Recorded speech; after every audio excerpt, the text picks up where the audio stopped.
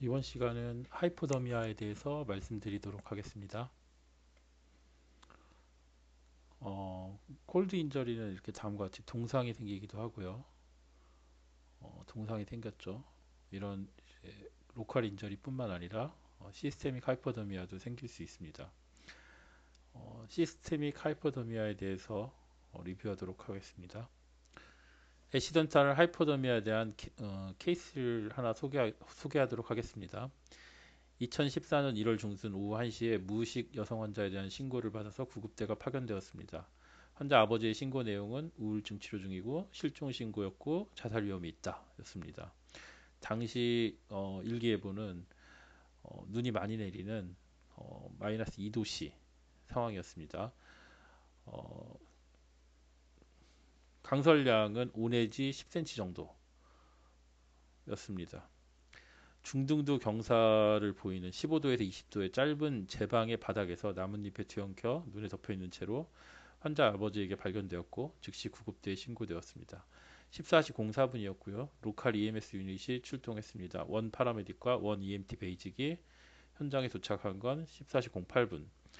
도착 당시 버발 페인풀 스티뮬러스에 반응이 없었고 윅 페리페럴 펄스가 약하게 만져졌고 에어웨이는 페이턴트했고 레스퍼레이션은 셀로했습니다. 약 7분 정도 경과 후 환자를 구조해서 앰뷸런스로 이동을 했죠. 14시 15분 EMS 앰뷸런스로 하트레이트는 50회, 페리페럴 펄스는 없었고 센트럴 펄스는 약했고 패시브 리어밍을 시작했습니다. 환자는 우울증 약통이 두 통이 발견되었고 한 통은 비어 있었고 어, 약의 종류는 안티사이코틱 메디케이션 클로자핀이었습니다. 액티브 워밍을 시작했고요. 그 웜살라인을 사용한 겁니다. 트리스무스가 보였고 OPA 적용 후 백밸브 마스크 벤틸레이션을 시작했습니다. 2분 정도 경과 후 펄스가 없어지면서 벤트리큘러 피브릴레이션이 보였습니다. 디피브릴레이션 360주를 시행하였고 BLS를 시작하였습니다. 와이드 QRS를 보이는 슬로우 PA가 보였고 20회 정도 IV 억세스를 통해서 살라인 500cc를 로딩했습니다. IV 에프네프린을 준비 중 IV가 빠졌고 다시 IO 억세스를 14시 28분에 시행하였고 IO 에프네프린 1mg이 시행되었습니다. 14시 30분 벤트리큘러 피브릴레이션 VPB 다시 발생하였고 디피블 360주를 다시 줬습니다. 다시 PA가 되었고 이머전시 디파트먼트에 도착한 게 14시 35분이었습니다. 응급실에 도착했을 때 CPR을 계속하였고요. 그 당시 코어 템퍼러처, 바디 템퍼러처는 에스파젤 템퍼러처 프로브를 사용했을 때 24도. CPR 지속하면서 ROSC가 되었고 트라케알 인투베이션 도중 카디악 어레스트가 다시 발생했습니다. CPR을 계속 시행하였고 에피 1mm를 줬고 다시 ROSC. 하트레이터는 도플러를 사용해서 80회를 확인하였고요. 플레인 라디오그래프와 포커스 소노 그리고 랩 파인딩을 랩을 시행하였고 랩상 락테이트가 9.7, 포타슘이 2.7, 트로포닌 네거티브, 유린 드럭 스크린은 네거티브. IV 소듐 바이커보네이트 100ml 이퀴벌런트를 플러스 IV 칼슘 1앰프를 시행하였고 여전히 하이포텐시브 상태여서 에피네프린 드립을 0.05 마이크로그램 퍼 케이지 퍼 미닛을 투여하였습니다. 어그레시브한 타이트레이션에도 불구하고 팔페블 펄스가 만져지지 않았고 에크모 팀을 액티베이션해서 캐뉼레이션을 시작하였고 그 당시에도 PA는 PA 20회 에크모 스타트를 5리터 퍼 미니트로 15시 03분에 시행하였습니다. 체스트 엑스레이를 확인하였고 다섯 번째 립 오른쪽에 프랙처가 있었고 에크모 수분 후부터 바디 템퍼러처가 29.6도 TTM은 33도로 맞췄습니다. 바소프레신 플러스 노르에피네프린 트립을 시행하였고요. 시솔 BP는 90까지 유지가 되었습니다. 에크모 적용 상태에서 이제 스테이블해져서 ICU에 갔고 그 라이트 로어 레겟 이스케미아 때문에 디스탈 브릿지를 시행하였고 어스퍼레이션 뉴모니아가 발생해서 안티를 사용하였고 에크모 서포트는 3일 동안 시행했습니다. 그리고 6일 정도 경과 후에 익스튜베이션을 했고 MMSE는 30에 28 굿 뉴럴로직 아웃컴에 해당되는 정도까지 돼서 퇴원하였습니다. 하이포더미아로 인한 어레스트 케이스였습니다. 하이포더미아로 인한 어레스트의 경우는 시간이 길더라도 어, 생존 확률이 높다는 거. 보통 BLS, ACLS에서 리버서블 코즈에 들어가죠. 그 하이포더미아 어레스트 케이스를 짧게 리뷰해봤습니다. 하이포더미아에 대해서 다시 간단하게 리뷰를 하자면 하이포더미아는 코어 템퍼러처가 35도 이하인 상황을 얘기하는 겁니다. 애시던탈 하이포더미아를 지금 얘기하는 거죠. 서라피틱 하이포더미아 같은 경우는 저희가 이제 TTM이라는 개념을 통해서 어레스트, 포스트 카디악 어레스트 케어에 사용하는 개념이고요.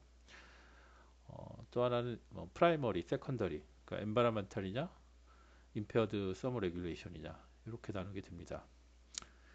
지금 이제 얘기를 하는 거는 이제 애시던탈 하이포더미아를 얘기를 하는 겁니다. 히트 로스나 히트 컨저베이션 프로덕션은 그 열성 질환에서 나왔던 내용이 다시 한번 나오는 거고요. 어,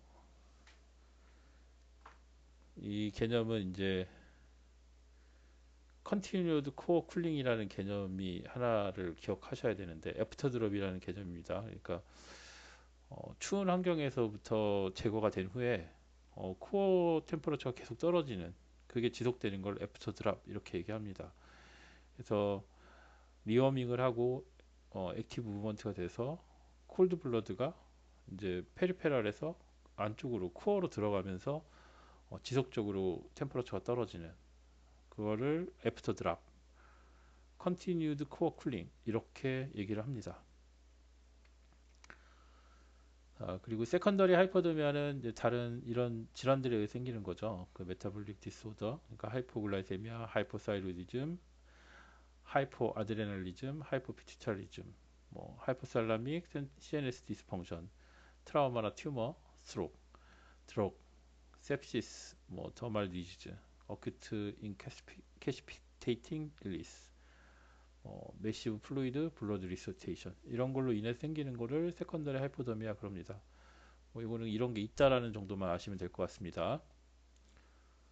다음은 이제 추운 환경에 노출되었을 때 그 신체 반응에 대해서 하나하나 좀 살펴보도록 하겠습니다. 심혈관계는 어떤 반응을 하냐? 프로파운드 페리페럴 바스 컨스트릭션. 말초 혈관이 수축을 하죠. 그래서 그런 상황에서 이니셜의 하이트 레이트와 PP는 올라가는 패턴을 보이고요. 점점 진행하면 프로그레시브 브레디카디아, 하이퍼텐션, 그리고 마이오카디알 이리터빌리티를 보이게 됩니다. 32도 이하로 내려가면 카디악 어레스트가 더 증가하는 경향이 생기고요. 28도 밑에서는 말리그넌트 카디악 디스리디미아, 부정맥이 생기는 확률이 더 높아지죠. 또 하나는 레스큐 컬랩스라 그래서 어, 구출하고 나서 카디악 어레스트, 구출하거나 트랜스포트, 그리고 아주 이렇게 어, 저체온에 빠졌던 사람을 이제 구해낸 다음에 카디악 어레스트가 발생하는 이게 이제 왜 생기냐? 멀티팩토리얼이라고 생각을 합니다. 콜드 마이오카디움의 프로파운드 이리터빌리티 요것 때문에 생긴다고 생각하는 거죠. 그러니까 아주 저체온 상태에서 유지돼서 간당간당한 상태에서 구출하면서 움직임 이런 상황 때문에 콜드 마이오카디움에 어떤 자극이 가해졌을 때 부정맥이 발생을 하는 겁니다. 심전도 변화는 그 PR 인터벌이 증가되는 것과 함께 브리디카디아 그리고 QRS 인터벌이 증가되고 QT 인터벌이 늘어나고 하트 블럭이나 에이트리얼 벤트리큘러 디스리드미아가 발생합니다. 클래식 오스본 J웨이브는 32도 이하에서 잘 나타나고 그 ST 엘리베이션 MI로 미스 다이그노시스 될 수 있다고 합니다. 그래서 이거를 정확하게 좀 알고 있어야 됩니다. 근데 오스본 제이브는 또한 패솔로지, 인트라크레니얼 패솔로지나 sepsis에서 유발될 수도 있다고 합니다. 그렇지만 이제 그런 상황이 아니라면 그 저체온 환경에서 주로 생기는 특징적인 EKG 파인딩이라고 생각하시면 되겠습니다.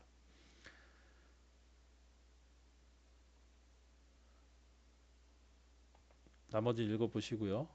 요게 오스본 제이 웨이브를 나타냅니다. 보통 이 환자는 25도씨 정도의 환자에서 EKG입니다. HLR 피브릴레이션이 동반되어 있고 오스본 제이 웨이브가 보이는 겁니다.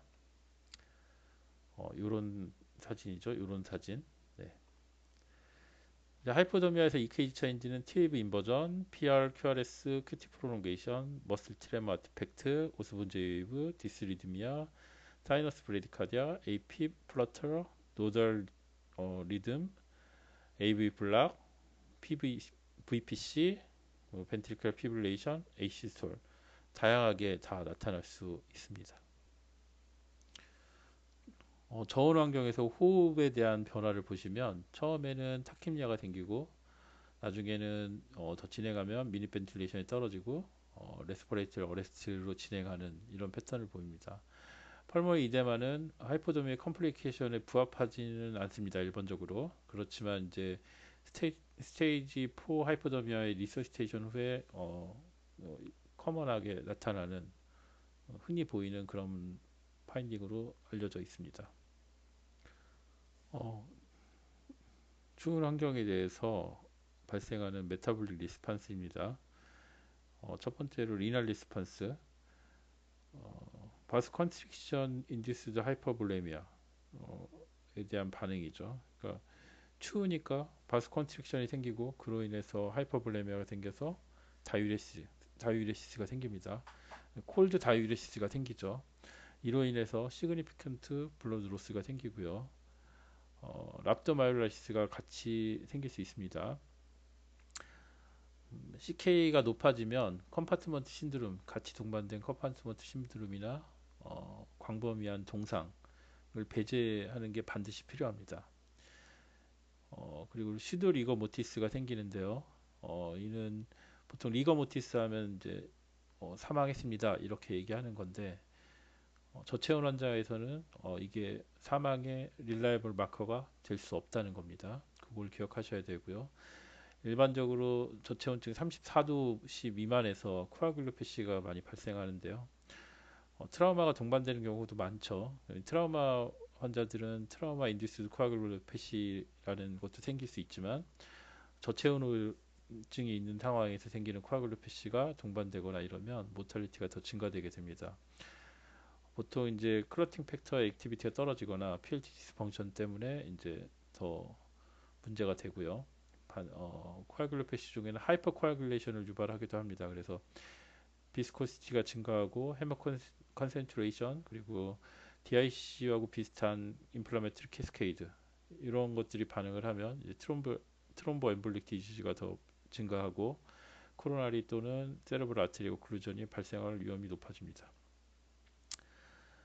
저체온 쪽에서 유리한 점은 셀룰라 옥시전 컨섬션이 떨어진다는 겁니다. 이로 인해서 뉴로 프로텍티브 이펙트가 생기는 거죠. 세레브럴 옥시전 리ኳ어먼트가 28도시에서는 50%, 18도시에서는 19%, 8도시에서는 11%로 떨어집니다. 이로 인해서 긴 시간 동안 CPR을 통해서도 뉴로로직 아웃컴을 좋아지는 그런 리서시테이션이 성공할 수 있습니다. 그럴 가능성이 더 높기 때문에 하이퍼도미아 환자는 CPR을 시행할 때 길게 회복할 가능성이 높다 이렇게 생각하고 하셔야 됩니다. 코어 템퍼러처 메저먼트는 에스파거스 로어 원서드에서 보통 측정을 합니다. 렉탈 프루브나 블레드 프루브를 사용하기도 하고요. 이런 방법을 통해서 코어 템퍼러처를 정확하게 측정할 수 있습니다. 애시던탈 하이퍼더미아의 스테이징과 트리트먼트인데요. 스테이지 1, 2, 3, 4로 나누고 스테이지 4는 카디악 어레스트를 얘기합니다. 그리고 보통 스테이지 1은 35도에서 32도, 스테이지 2는 32도에서 28도, 스테이지 3는 28도 이하, 카디악 어레스트는 보통 32도부터 가능하지만 리스크는 28도 밑에서 점점 증가하고 더 쿨링됨에 따라서 더 발생률이 높아지게 됩니다. 좀 자세히 보자면 스테이지 1 이런 경우에는 의식은 있고 쉬버링이 있는 상태죠. 그래서 치료는 보통 이제 따뜻하게 해주고 가능한 뭐 움직이게 하고 이렇게 하는 거죠. 그렇게 해서 추위 환경을 제거하고 따뜻하게 하고 워밍을 시켜주는 게 치료가 되겠습니다. 스테이지 2 모더리트 38도, 32도에서 28도 사이 때는 의식이 약간 처지는 겁니다. 쉬버링은 있을 수도 있고 없을 수도 있고 보통 이때는 액티브 익스터널 또는 미니멀리 인베이시브 리워밍 테크닉을 사용합니다. 따뜻한 환경을 제공하고 뭐 이게 케미컬이나 일렉트리컬이나 뭐 포스트 에어 히팅 팩 또는 블랭킷 이런 걸 쓰고 웜 살라인을 쓰기도 합니다. 카디악 앤 코어 템퍼러처 모니터링을 해주고요. 그 다음에 디스리디미아를 피하기 위해서 움직일 때 주의 있게 움직여줘야 됩니다. 조심스럽게 움직여야 됩니다. 풀바디 인슐레이션, 허리존탈 포지션, 그리고 임모빌라이제이션 이런 것들이 치료의 키가 되겠습니다. 스테이지 3는 28도 밑인 상치고 그리고 의식이 없고 바이탈 사인은 존재하는 상태입니다. 그래서 스테이지 2에 플러스 에어웨이 매니지먼트가 필요하면 해주는 거고요. 에크모 센터에서 치료하는 게 좋겠다. ECLS 센터죠. 그러니까 어레스트 위험이 높기 때문에 거기서 하는 게 좋겠다. 그리고 기존의 메디컬 트리트먼트가 잘 반응하지 않는 그런 카디악 인스테빌리티가 있다 생각하면 에크모를 고려해라. 이렇게 돼 있습니다. 그러니까 에크모를 고려하는 게 이제 중요한 상황이 되고요. 그 다음에 스테이지 4에서는 카디악 어레스트 상황이기 때문에 에피네프린 3도즈까지 그리고 필요하면 디필레이션 하면서 CPR을 하는 겁니다. 그 ACLS 가이드라인을 따라서 하시면 됩니다. 그리고 에어웨이 매니지먼트를 하시고요. 그리고 가능한 한 ECLS를 할 수 있는 쪽으로 트랜스포트를 해라. 그리고 퍼더 히트로스 더 이상의 히트로스를 예방해라. 인슐레이션, 웜 엔바이러먼트 이런 걸 하는 거죠. 그리고 액티브 익스터널 앤 미니멀리 인베시브 리워밍 이송 중에 이런 걸 하는 게 권유가 되긴 하지만 컨트로버셜하다고 합니다. 아무튼 이송 중에도 뭐 리워밍을 하는 게 필요하겠죠. 하스피탈 리서시테이션 체크리스트입니다. 이런 것들을 한번 고려해 보시면 됩니다. 모니터를 하고 조심스럽게 움직이고 코어 템퍼러처 모니터링 하고 그다음 어레스트가 생기면 28도 이하고 언세이블하다. 그러면 리서시테이션을 멈추지 말아라. 컨설테이션을 해라. 굿 아웃컴이 될 포텐셜이 있다는 겁니다. 아무리 긴 리서시테이션을 하더라도 그리고 에크모 센터로 적응증이 된다면 에크모 센터로 이송해라. 미니멀리 인베이시브 리워밍을 하는 방법 하이퍼더미아 브리또 이런 걸 사용할 수도 있고요. 블레드 라베이지 이런 걸 할 수 있습니다. 그리고 IV 리서시테이션 웜 살라인을 사용하는 거죠. 이런 거 사용하는 거 하이퍼더미아 자체가 에어웨이 매니지먼트의 컨트라 인디케이션은 아니라는 걸 기억하시면 되고요. 그 다음에 하이퍼럭시아를 가능하면 피해라. F5를 타이트레이션을 92에서 98%로 해라. 그리고 센트럴 베너스 억세스가 필요하면 카테터 팁을 하트로부터 약간 멀리 유지하는 게 좋겠다. 그리고 초기 리서시테이션 동안의 바스프레서는 피해라. 이런 정도를 체크리스트로 주고 있습니다. 자, 이렇게 하는 거죠. 미니멀리 인베시브 리워밍을 보여주는 겁니다. 하이퍼더미아 브리또 이렇게 하는 겁니다. 1. 외부의 바람이나 워터프루프 랩을 씌워준다. 그 외부 바람 같은 거를 이제 막아주는 거죠. 이렇게. 그 다음에 2번 인슐레이션 해주는 거고요. 패드를 쓰는 거. 3번 그 옷을 벗기고 젖은 옷을 벗기고 그리고 덮어주는 겁니다. 그 다음 4번 포스드에어, 케미컬, 일렉트리컬 히팅 디바이스를 사용한다. 5번 인슐레이팅 블랭킷을 쓴다. 그 다음에 6번 인슐레이트 헤드. 어레스트라면 이거는 적용하지 말라고 되어 있습니다. 6번은. 하이포더미아에 대한 치료를 정리해 보면 어, 추운 환경으로부터 어, 벗어나게 하는 거죠. 그리고 나서 젖은 옷을 제거하고 말려주고, 그리고 움직일 때 careful, gentle handling. 그러니까 VP 버레스트나 이런 가능성이 높기 때문에 조심스럽게 움직여주고, 펄스 디텍션은 보통 이제 1분까지 얘기하는 데도 있고, 우리 교과서에는 30에서 45초 이 정도까지 다 확인을 하라고 되어 있습니다.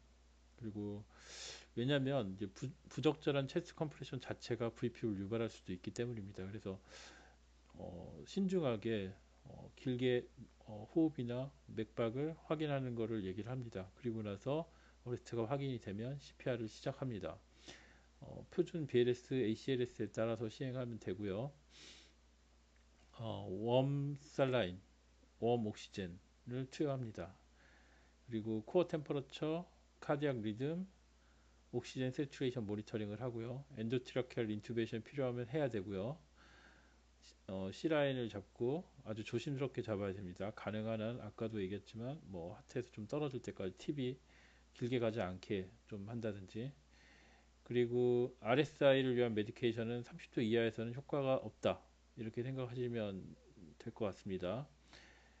그리고 대부분의 리듬 디스터번스는 뭐 사이너스 브레디카디아, AP 웨이브 플러터인데, 이런 것들은 리워밍이 되기 전까지는 거의 치료하지 않는다, 이렇게 생각하시면 되겠습니다. 그러니까 하이퍼더미아 어레스트다, CPR 플러스 레피드 리워밍, 이 두 가지를 하는 겁니다. 그리고 30도가 넘어가야지 뭐 표준 ACLS에 해당되는 약물들을 자유롭게 사용하는 게 효과가 있다고 생각하시면 됩니다. BLS를 하면서 레피드 리워밍, 그리고 30도까지 빨리 체온을 가온하는 이런 게 필요하겠습니다. 그리고 프로롱드 CPR을 하더라도 뉴럴로직 아웃컴이 좋을 수 있습니다. 자, 정리해서 보자면 리워밍 테크닉을 보시면 패시브 리워밍, 액티브 익스터널 리워밍, 액티브 코어 리워밍, 이렇게 볼 수 있습니다. 패시브 리워밍은 옷을 제거, 추위 환경으로부터 떼내는 거고요. 근데 액티브 익스터널 리워밍은 웜 워터 이멀전이나 히트 블랭킷, 히티드 오브젝트, 레디언트 에어, 그러니까 외기에서 이렇게 따뜻하게 해주는 거죠. 그리고 액티브 코어 리워밍은 이날레이션 리워밍, IV 웜 살라인, GI 트랙 라베이지, 콜 블레더, 페리토니얼 라베이지, 그 다음에 에크모를 사용하는 방법, 메디아스티널 라베이지 등등, 이런 것들이 액티브 코어 리워밍이 되겠습니다.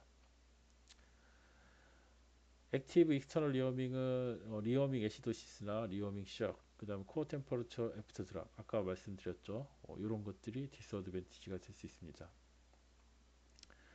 액티브 코어 리워밍을 하면 중앙부 부위가 더 먼저 따뜻해지죠. 하트가 먼저 리워밍이 되고, 그리고 마이오카디얼 인터미티를 줄일 수 있고, 카디악 펑션을 빨리 돌릴 수 있고, 페리페럴 바소 다일레이션을 피할 수 있다, 이런 게 장점이 되겠습니다.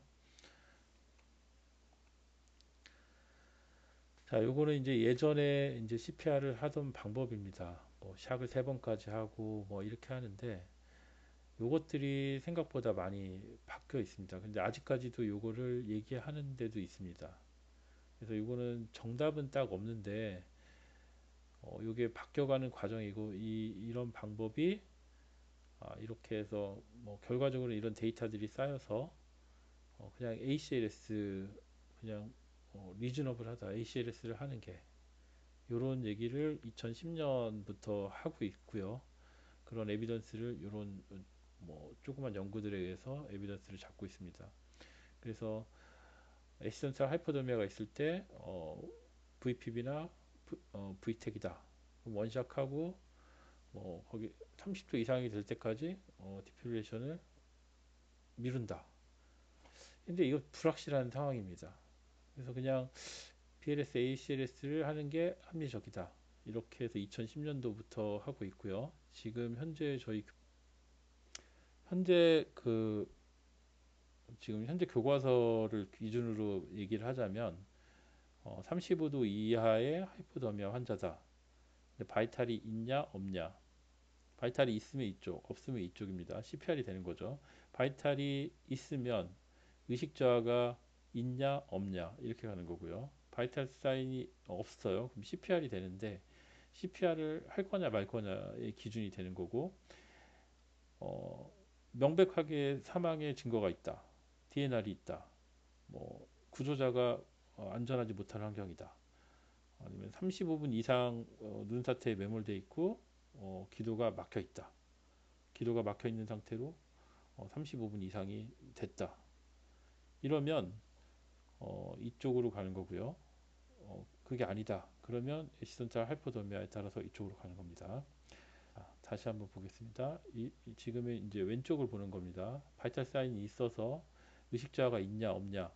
의식저하가 있는 impaired consciousness. 의식저하가 있다. 없다. 이렇게 가는 겁니다. 의식저하가 없으면 다른 원인, 트라우마, 코모비디티, 그 다음에 세컨더리 하이포더미아 의심할 만한 정황이 있는지 전부 다 없다. 그러면 스테이지 1이 됩니다. 그래서 추운 환경에서 옷을 벗기고 따뜻하게 만들어주고 액티브 무브먼트를 해서 이렇게 치료를 한다.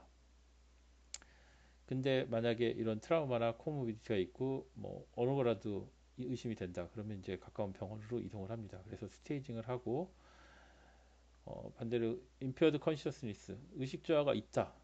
그러면 프리아스피셜 카디악 인스피니티가 있는지 시스톨 BP가 90 이하인지 벤트리큘러 어리디미아가 있는지 코어 템퍼러처가 28도 미만인지 이 중에 하나라도 있다. 그럼 이쪽으로 가는 거고 없다. 그러면 병원으로 가는 거죠.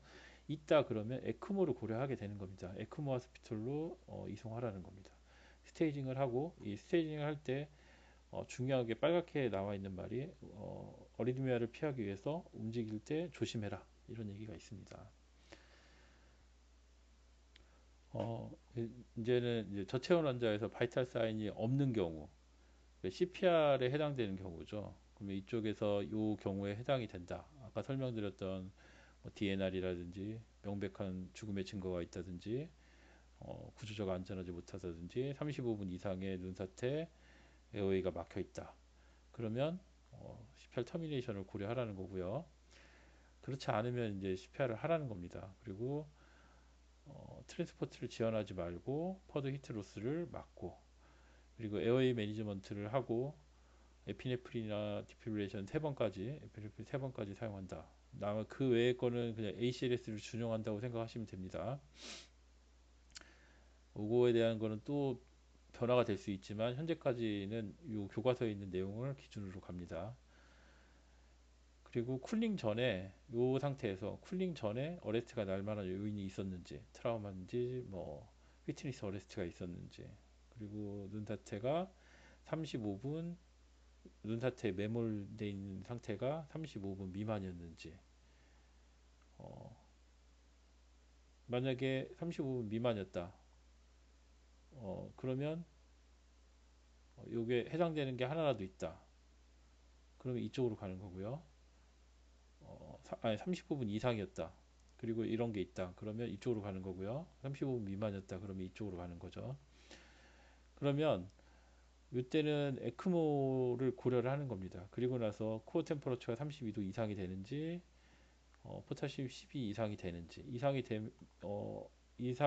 돼서 가능성이 없다 요 상태인데도 에크모를 고려를 한 상태에서 요 조건을 하나 더 보는데 32도 이상이고 12몰 이상이다. 그러면 이제 이쪽으로 가는 거죠. 그래서 CPR 터미네이션을 고려하는 거고 그게 아니다.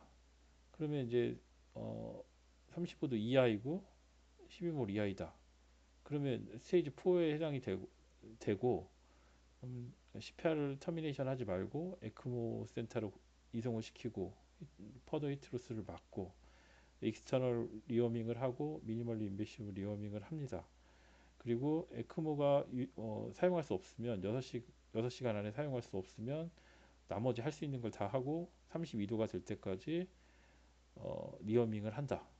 그리고 나서 ROC가 안 되면 터미네이션을 고려해라. 이런 플로우를 보여주고 있습니다. 요거에 맞춰서 ACLS를 한다고 생각하면 됩니다. ACLS, BLS ACLS 그대로 적용하되 이런 특수한 개념만 몇 가지를 기억하시면 되겠습니다. 다음은 사망을 선언하는 과정인데요. 어, 이제 저체온 환자에서 사망을 선언할 때는 어떻게 할 거냐? 명백한 죽음의 증거가 있다. 다음과 같은 거죠. 이런 게 있으면 CPR 중단해라. 그런 게 아니면 좀 밑으로 내려가는 겁니다. 내려가서 쿨링 전에, 그러니까 저체온에 빠지기 전에 뭐 메이저 트라우마나 하이폭시아, 메디컬 컨디션에 의해서 또는 휘트니스 어레스트가 있었다. 이렇게 되면 이쪽으로 가서 터미네이션을 고려해라. 그게 아니면 특별한 환경이 있는지를 다시 확인하는 겁니다. 드로우닝, 어, 눈사태, 트라우마. 그러면 드로우닝이 있었다. 서브멀전, 이멀전 이렇게 따지는데 갑자기 이제 서브멀전 같은 경우는 갑자기 아주 젊은 사람이 레피드 쿨링 되면서 어레스가 난 게 아니라면 이유가 나쁘기 때문에 CPR 중단을 고려하고 이제 하이퍼더믹 카디악 어레스트가 발생했을 걸로 생각되는 이머전 상황이면 에크모를 고려해라. 에크모 센터로 보내는 걸 고려해라. 이거가 되는 겁니다. 눈사태가 났다. 35분 이상이다. 그러면 터미네이션을 고려하는 거고 35분 미만이지만 그 에어웨이가 완전히 막혔다. 그때도 터미네이션을 고려하는 거고 35분 미만인데 에어웨이가 열려 있다. 이러면 에크모를 생각을 해야 된다는 겁니다. 트라우마 같은 경우는 보통 저체온이 트라우마 환자의 모탈리티를 더 증가시키기 때문에 트라우마틱 어레스트 사인을 가진 환자에서는 터미네이션을 고려할 수 있다. 거기에 맞춰서 스탠다드 터미네이션을 고려할 수 있다. 이렇게 되는 겁니다. 네, 이 앞에 나온 거 한번 크게 확대가 된 거고요. 여기서 이제 두 번째 보면 요 스페셜 서컴스탠스를 지나서 다음에 이제 에크모에 대한 필요를 배제하기 위한 테스트를 고려하라는 겁니다. 그래서 코어 템퍼레처가 32도보다 적은지 포타슘이 12몰 이하인지 12밀리몰 퍼 리터 이하인지 그리고 6시간 안에 에크모로 트랜스포트 할 수 있는지 6시간 이내에 이거를 고려하는 겁니다. 그래서 그게 이 테스트에서 뭐라도 있다. 32도 이하고 12밀리몰 이하면 이상이면 이쪽으로 넘어가는 거고 이하면 이쪽으로 내려가는 거죠. 그래서 6시간 이내 갈 수 있다.